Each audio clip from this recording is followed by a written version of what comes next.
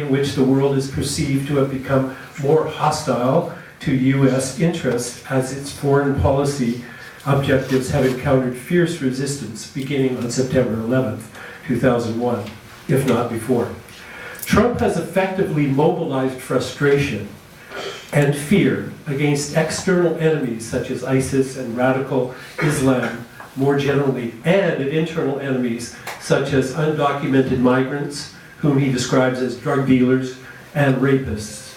The effect of Trump's rhetoric has been to create, particularly in his rallies, we have just evidence of a rally in Albuquerque the other day where there was a lot of violence, which has been a theme of some of his rallies, and an environment in which his supporters are encouraged, perhaps even exhorted to engage in transgressive action against protesters, who in many cases have been minorities. This panel intends to try to shed light on the Trump phenomenon by drawing upon the rich resources of psychoanalysis and social psychology. There are a number of questions that were posed in the write-up that we have on the website, but I'll just leave that now, and we'll go to our first speaker is John Abromeit. I'll just introduce him on Skype. John is an associate professor of history at the State University of New York, Buffalo State, and author of the book Max Horkheimer and the Foundations of the Frankfurt School. So, go take it away, John. Okay, can you hear me? Yeah. Okay, well, I'd like to thank Samir and the Institute for Humanities for inviting me to participate. And if at any point you can't hear me, just let me know, okay? So I'm going to read my paper. And this is my first time doing this, so hopefully it'll go well, okay? In my remarks today, I'd like to place the recent success of Donald Trump within a longer historical trajectory of fascism and right-wing populism in Europe and the US. After I provide a brief historical overview of the social and social-psychological factors involved in the rise of fascism, I'll discuss the decline and reemergence of right-wing populism in Europe and the US from the end of World War II to the present. First, I'd like to discuss the historical and social psychological conditions that emerged in the 19th century, which set the stage for the rise of fascism in Europe. 19th century Europe was characterized by increasingly assertive liberal, democratic, and socialist movements, which were all opposed to traditional authoritarian conservatism. These popular movements from below created a crisis among traditional conservatives. One clear expression of this crisis can be found in the French writer Gustave Le Bon's influential study, The Crowd, which was published in 1895. Le Bon presents his study as a modern-day version of Machiavelli's The Prince, written specifically for conservative elites who are trying to maintain their power in the new age of mass democracy. Le Bon's recommendation to these elites was mass deception. He realizes that conservative elites can no longer afford to be openly anti-democratic. They must play the game of democracy by learning to manipulate and mobilize the masses in a way that ensures a favorable outcome to their own interests. Writing just a few years after the astonishing popular political success of General Boulanger in France, Le Bon emphasized the importance of a strong leader who could use specific psychological and rhetorical techniques to cow the masses into submission and support of conservative politics.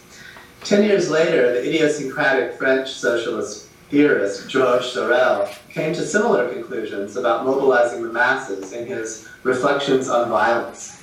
Like Le Bon, Sorel believed that politics was an essentially irrational affair, and that whoever best understood, quote, the feelings that move the masses to form into groups, end quote, would win control of society. Both Le Bon and Sorel were convinced that the rational political debate celebrated by liberal Democrats and reform socialists was no match for the irrational power of myth to consolidate political power. Although Sorel spent most of his career on the left, it's not a coincidence that he flirted with the new right-wing populist and proto-fascist groups that were emerging in France in the wake of the Dreyfus affair. Nor is it a coincidence that Mussolini was an avid reader and admirer of both Le Bon and Sorel. One could argue that Mussolini's fascism represented a combination of Le Bon's idea of elite manipulation with Sorel's idea of populist mobilization. For fascism's success relied on precisely these two elements, namely a genuine, spontaneous grassroots mobilization, but also the willingness of powerful, entrenched conservative elites to cooperate with right-wing populist movements from below. In Germany, one finds a clear articulation of the crisis of traditional authoritarian conservatism in the work of Carl Schmitt in the 1920s. Like Le Bon, Schmitt realizes that conservatives must learn to play the democratic game if they want to retain power. Like Mussolini, Schmitt was an admirer of Sorel, who realized that the myth of nationalism, with its roots in 19th century liberal and democratic political movements, had more popular appeal than the newer socialist ideal of internationalism. Schmitt's return to Hobbes and Rousseau in order to develop a bottom-up theory of absolute sovereignty expressed the powerful conservative revolutionary forces slumbering in German society in the 1920s, which would soon emerge triumphant out of the ruins of the Weimar Republic.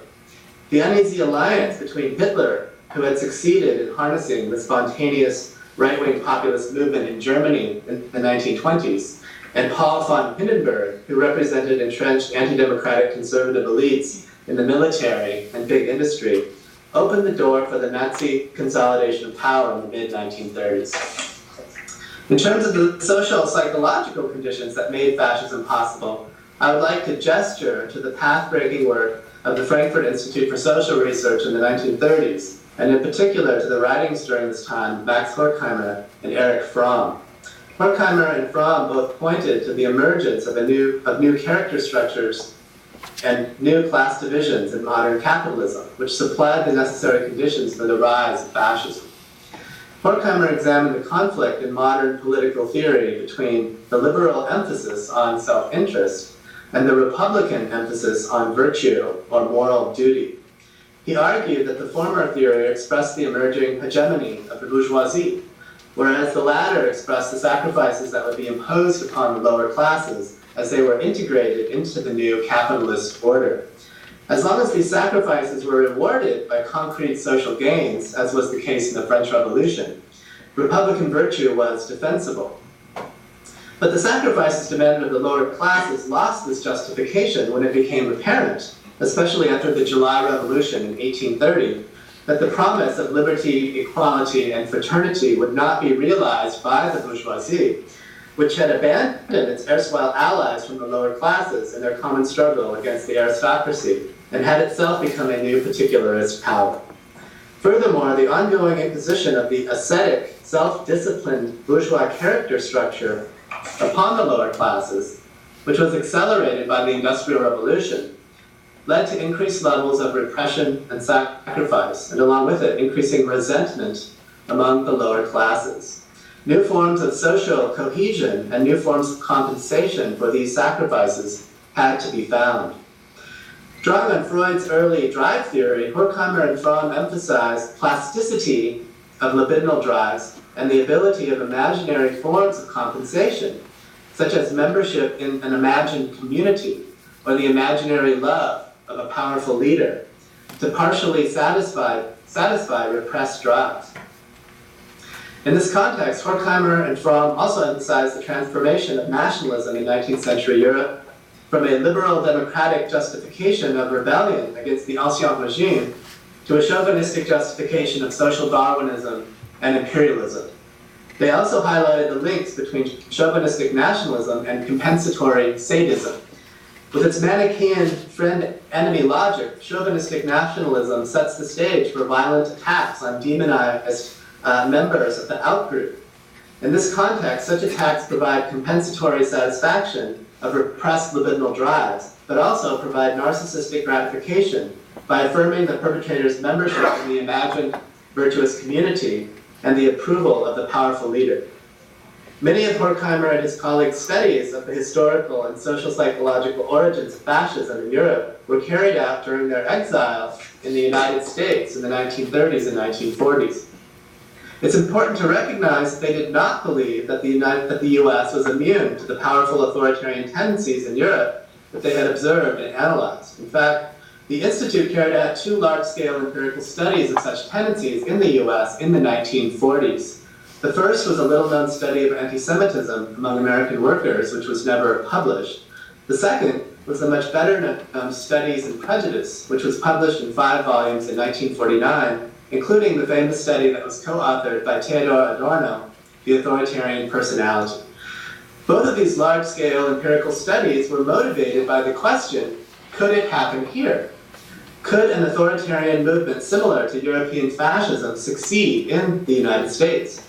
As Horkheimer makes clear in his introduction to the Studies in Prejudice, the members of the Institute did not think that the historical and social conditions in the US in the immediate post-war period were conducive to the emergence of such a movement, mainly because fascism in Europe had so recently been defeated and discredited.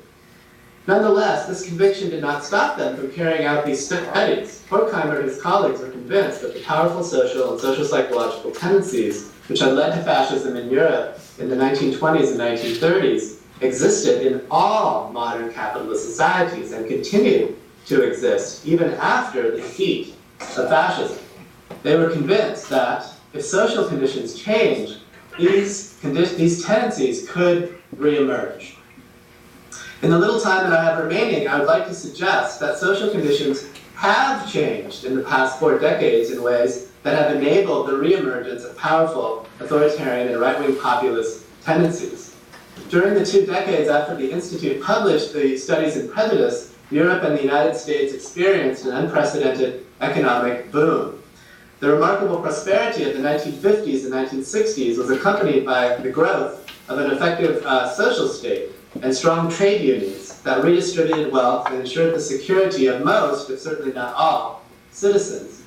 And in so doing, minimized the anxiety and resentment that had fueled the rise of authoritarian movements in the past. A broad Keynesian consensus existed, even among conservatives like Eisenhower and Adenauer, which led to a significant redistribution of wealth downward. The economic downturn in the 1970s and the transition to neoliberalism in the 1980s and 90s reversed these trends. In the 1980s, Reagan, Thatcher, Helmut Kohl, and even the socialist Francois Mitterrand in France adopted business-friendly policies and sought, more or less vigorously, to put into practice the new neoliberal economic consensus. These tendencies were only reinforced with the collapse of the Soviet Union, which led neoliberal ideologues to triumphantly proclaim the end of history, that is, the proof that there is no alternative to capitalism.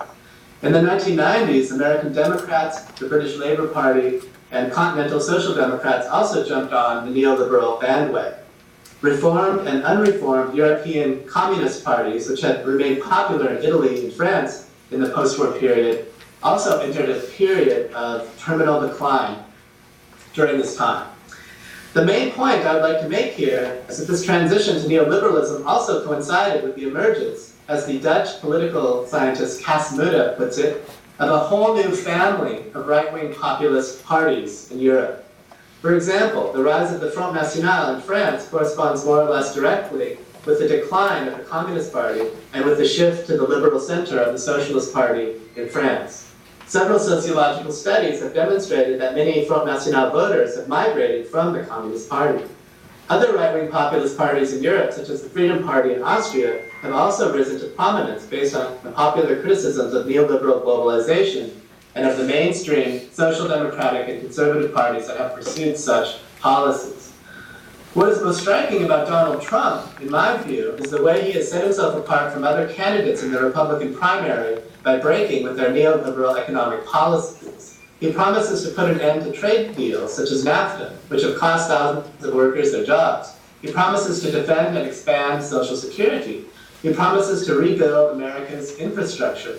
And just a few days ago, he said he would transform the Republican Party into a workers' party. Just imagine, the National Republican American Workers' Party. Trump combines these pseudo-socialist policy proposals with all the techniques of the American proto-fascist agitator that Horkheimer and his colleagues studied in the 1930s and 1940s. Other speakers on today's panel will discuss these techniques, so I won't elaborate upon them here. The final point I would like to make, however, is that the a large portion of the blame for the growing prominence of right-wing populist parties and movements in the United States and Europe needs to be placed at the feet of democratic, labor, and social democratic parties that continue to cling to failed neoliberal economic policies. If these parties don't reach out to the people who should be their constituents, if they fail to articulate a critique of capitalism and to develop robust policies to counteract the damage that neoliberalism has already done, it should come as no surprise that their constituents will be easy prey for right-wing populists who mendaciously promise to address their problems. Thank you very much.